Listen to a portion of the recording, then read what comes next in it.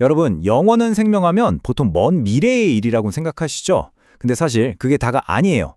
바로 오늘, 지금 이 순간 우리를 더 나은 사람으로 만들어주는 살아있는 초대 같은 거랍니다. 그래서 오늘은 우리 신앙 여정의 최종 목표, 영적 성숙에 대해 한번 깊이 들어가 보려고 합니다.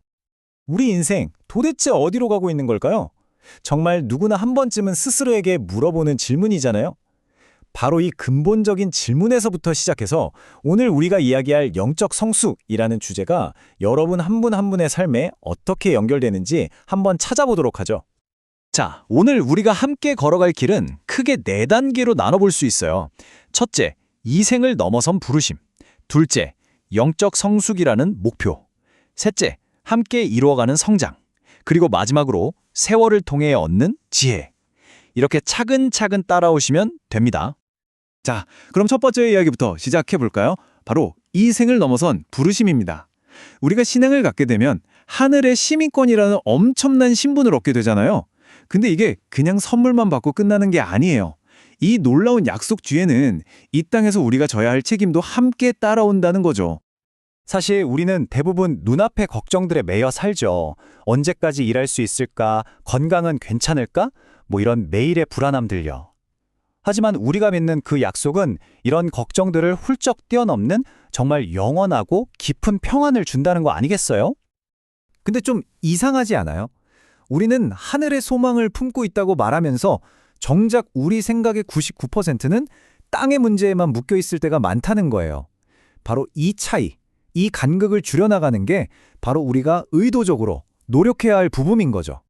성경은 우리의 목표를 아주 분명하게 보여줘요. 범사에 그에게까지 자랄지라 그는 머리니 곧 그리스도라. 이게 무슨 말이냐면 그냥 성경 지식을 많이 아는 걸 넘어서서 우리의 생각, 말, 행동 하나하나가 전부 다 그리스도를 닮아가는 것. 바로 이게 우리가 부름받은 이유라는 겁니다. 혹시 노블레스 오블리주라는 말 들어보셨죠? 높은 신분에 따르는 도덕적 의무라는 뜻이잖아요. 이걸 영적으로 한번 생각해 볼 수 있어요. 우리가 하나님의 자녀라는 신분을 얻었다는 건 그냥 와, 나 특별해 하고 특권을 누리라는 게 아니에요. 오히려 그 신분에 맞게 더 높은 기준으로 살아야 할 책임이 있다는 거죠. 일종의 영적인 노블레스 오블리주랄까요? 자, 이제 두 번째 주제로 넘어가 보겠습니다. 바로 영적 성숙이에요.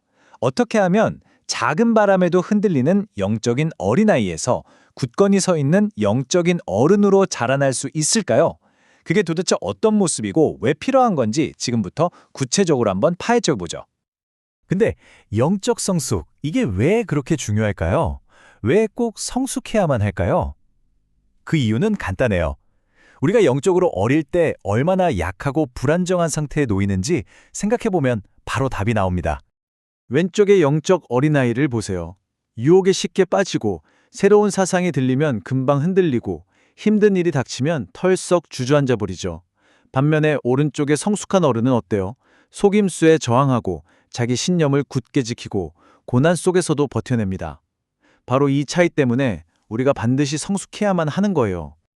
그럼 어떻게 해야 성숙해질 수 있을까요? 여기 두 가지 핵심 열쇠가 있습니다. 바로 온유와 겸손이에요. 왜냐하면 교만한 마음은 배움의 문을 그냥 확 닫아버리거든요. 부드럽고 따뜻한 마음, 그리고 배우려는 겸손한 자세가 있을 때 비로소 성장의 문이 활짝 열리는 겁니다. 그리고 이거 정말 중요한데요. 아는 것만으로는 절대 충분하지 않아요. 진짜 믿음은요, 우리가 삶 속에서 직접 순종하고 행동으로 보여줄 때 그때 경험되는 거거든요. 머리로 아는 걸 삶으로 살아내는 것, 이게 바로 핵심입니다. 자, 세 번째 키워드는 함께입니다. 영적 성장은 절대 혼자서 하는 게 아니에요. 무슨 산속에 들어가서 도 닦듯이 하는 고독한 수행이 아니란 말이죠. 우리는 공동체 안에서 서로 부대끼고 도우면서 함께 자라도록 만들어졌어요. 여기 숫자 하나가 있습니다. 바로 40이에요. 이 숫자가 뭘 의미하는지 아세요? 신약 성경에서 서로라는 단어가 무려 40번이나 나온다는 겁니다. 이 숫자 하나만 봐도 알 수 있죠? 우리가 공동체 안에서 얼마나 서로에게 중요한 존재인지, 서로를 얼마나 붙들어줘야 하는지요. 성경을 보면 서로라는 말 뒤에 정말 많은 명령이 따라와요. 서로 사랑하고 용서하고 평화롭게 지내고 격려하고 위로하고 도와주라고요. 그런데 이 수많은 서로 명령 중에 딱 하나 절대 없는 게 있어요. 뭔지 아세요? 바로 서로 판단하라는 말입니다. 이것만 봐도 우리가 뭘 해야 하고 뭘 하지 말아야 할지 너무나 분명해지지 않나요? 그럼 조금 더 깊은 질문을 던져볼게요. 오늘날 사람들이 복음을 받아들이는데 가장 큰 걸림돌은 뭘까요? 이 질문을 생각해보면 우리의 관심이 나의 성장에서 우리가 세상에 미치는 영향력으로 자연스럽게 옮겨가게 될 겁니다. 원문에서 제시하는 답은 어쩌면 좀 충격적일 수 있습니다.